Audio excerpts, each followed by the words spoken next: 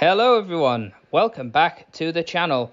This is Alex Chapman, and today I'm going to give you a review of the iPhone 14 Pro Max after 1 month of use. So, yep, I switched back to iPhone. I am proud and I am happy that I did so. Apple has so many good things to offer. And now, let's get into the review of the iPhone 14 Pro Max right now.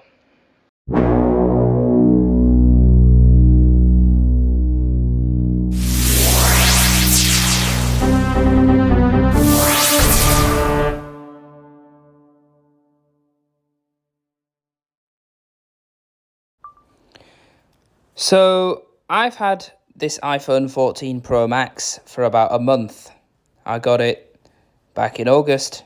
We're now almost in the middle of September. And I want to tell you all about my experience. And to put it simply, I had a Pixel before this, and I thought the Pixel, would actually live up to the kind of, the kind of reputation it's got in terms, it has a reputation of having good, stuff with the camera and AI and stuff. I was kind of expecting a lot of enhancements and optimizations with apps and accessibility features. And, I mean, if anything, optimizations for a lot of the stuff that's already there, but when using TalkBack, it'd all be there, it'd all work. But no, because I remember trying to use some of the Google Photos AI stuff and editing and stuff, and just the basic Google Photos editor was janky. So, yeah. And not to mention, TalkBack itself, even the official version had its problems. But I had the opportunity to switch to iPhone, and I'm just glad I did, because iOS 16, it's not really much of an upgrade in terms of because I had an iPhone SE before, and that was iOS 15, and that was just atrocious. iOS 16 was a bit better, but iOS 17 is so much more stable. You can flick through stuff, like I'm on the home screen now. Next hour, Kingston upon I don't know if you can hear my eloquence, but I'm on the weather. Kingston upon Hull, 21 degrees Celsius. 21 degrees. It basically has the forecast. Go in there. Takes a second or two. Waveform. It loads up the weather. So then I could just swipe up, listen for the sounds. App web home. Do that. Close it off.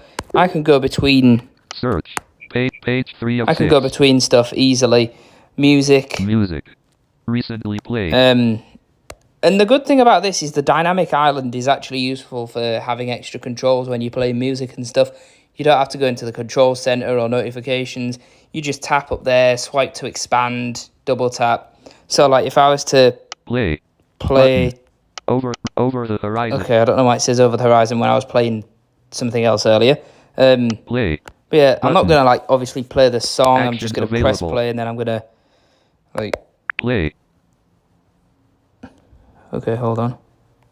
Pause. Pause.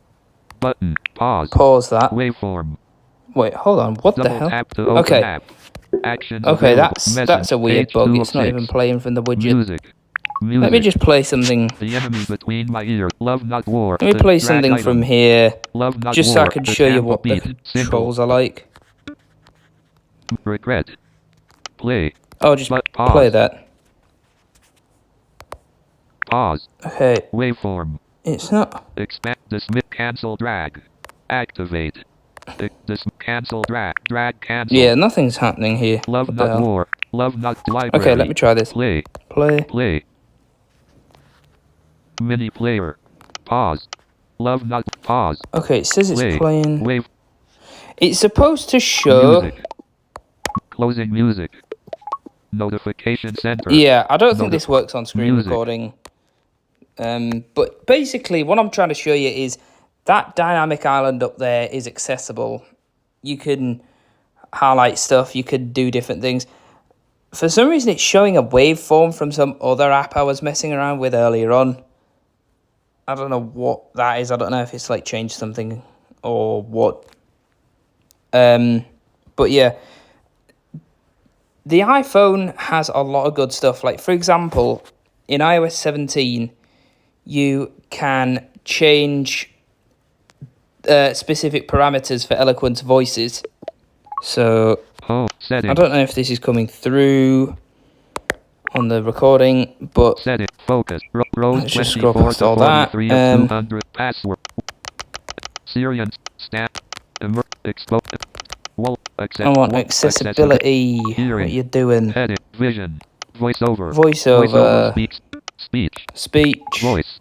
Read. I can Voice. go English. Rose 40. Rose. Speak NG. Selected. Eloquence. English. US. Selected. And then I've selected read. Open per voice Swipe settings. a couple of times. Open per voice settings. Open per voice settings. Preview settings. And in here you've got all different parameters. Voice settings. Rate multiplier. 100. Rate multiplier. Decrement. Rate multiplier. Increment. 100. Rate multiplier. 105. Rate multiplier. Rate multiplier. So that just 100. changes Decrement 100. I don't know how this works. I haven't yet played around with this a lot. Head size 50. Decrement 50. So if I decrease this a few times. Head size 20. Head size 10. Decrement 10. Now it sounds like, you know, either a young, like, it sounds more like a younger guy, but then if I pitch bass, pitch breathiness, if I go down to roughness and I up that sounds a lot like the grandpa voice. Roughness 65. Increment 65. Yeah. Roughness 65. Decrement 65. So if that's coming through on the recording, you'll be able to hear it. I don't know, but for some reason on my end the audio comes through the earpiece. I don't know why that is. That's just bruh. But yeah, it sounds like the grandpa voice. It sounds a bit like this kind of thing. It's kind of hard to imitate.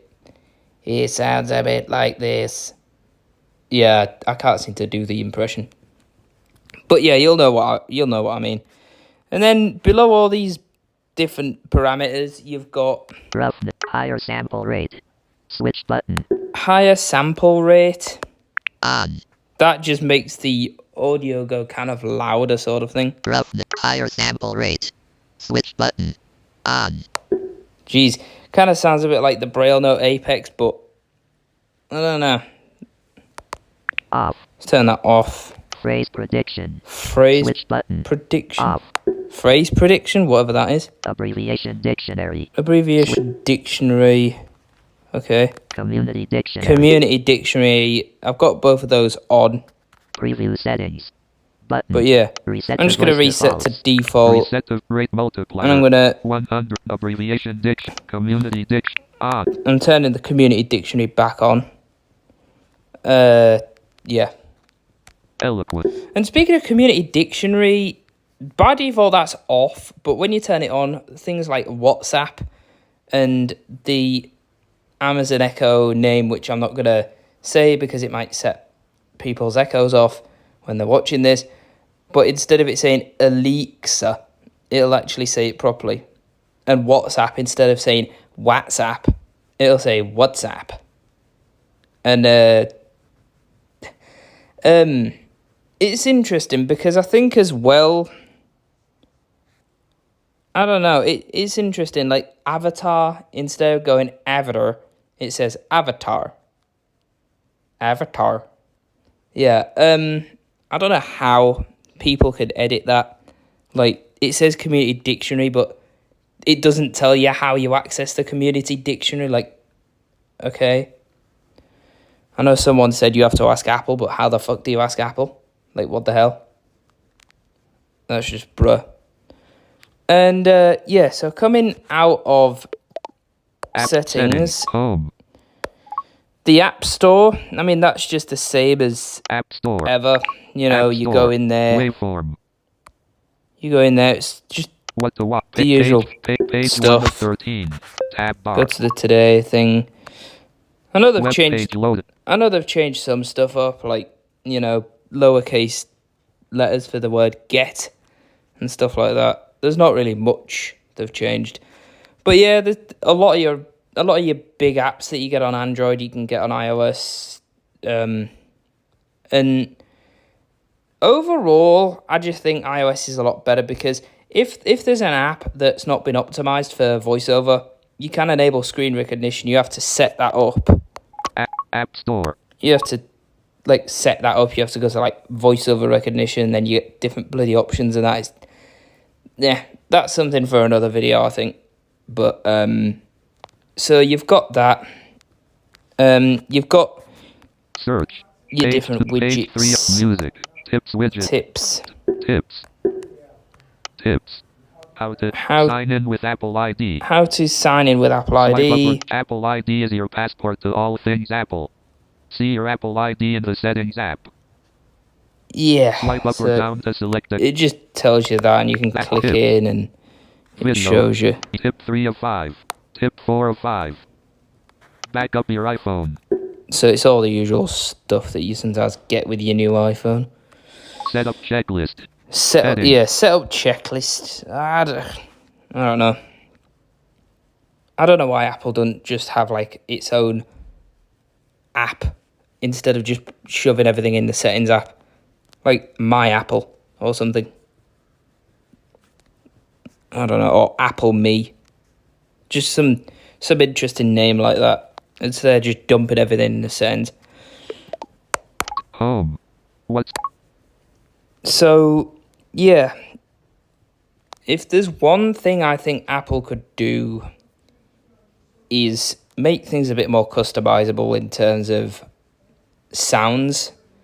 Because a lot of apps, your notifications just go da-da-da, or whatever sound they choose to think. They don't integrate a sound picker or anything.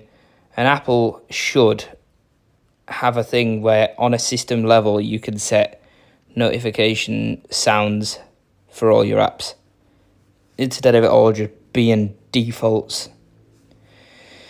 And even WhatsApp, you can choose a sound, but it's very limited. You can only choose the sounds Apple has. So it's a bit crap, really. And apps like TikTok, you go in and it's just hit and miss with accessibility. Oh god, now I'm getting the who to follow shit. And this comes up a lot. TikTok is very unpredictable. So, yeah. I do go on there sometimes. I sometimes cross-post between TikTok and Instagram and YouTube. But yeah, I also wish Apple would have rules in place for apps in the App Store where everything has to be accessible with VoiceOver, or at least optimize so that if the developer can't exactly optimize it directly for VoiceOver, but they should be able to optimize it for recognition, like screen recognition and stuff. So not using stupid fonts. If there's text boxes and stuff, making sure that they have a clear box on the screen. And yeah, there's certainly things that could be done. But overall, I'd say things are more accessible on iOS than on Android. For example, in WhatsApp, and I'm sure a lot of you will have known this now, have known this for a while, you can actually filter your chats. You can click a little icon to only show you unread chats, and you could just go through them, and then when you've read them all, it just says no unread chats, clear filter, and boom. And even iMessage it's kind of like the old Skype, in a sense, and Windows Live. There's a lot that Apple's doing to kind of have that balance between social and productivity, and trying not to keep people glued to their phone screens. Whereas these TikToks, Discords, and Discord, blech. The only reason I have it is because some people refuse to fucking switch for Discord. But yeah, so yeah, and that just about concludes. Oh, actually, one more thing I was going to say.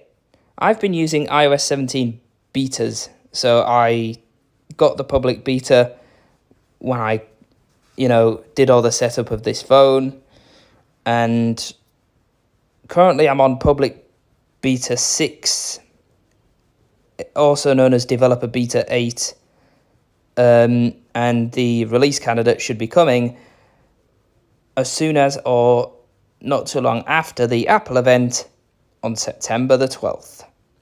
Not long to go. Screen dimmed. Not long to go as of the time of production of this video. So, yeah. That's my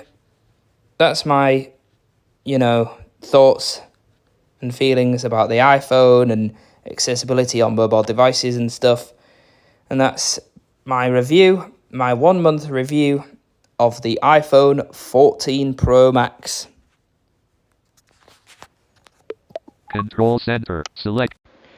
Thank you all for watching this review video, and I hope you, and also any blind and visually impaired viewers out there, I hope you all find this video useful, because the iPhone, yeah, it is a spectacular device.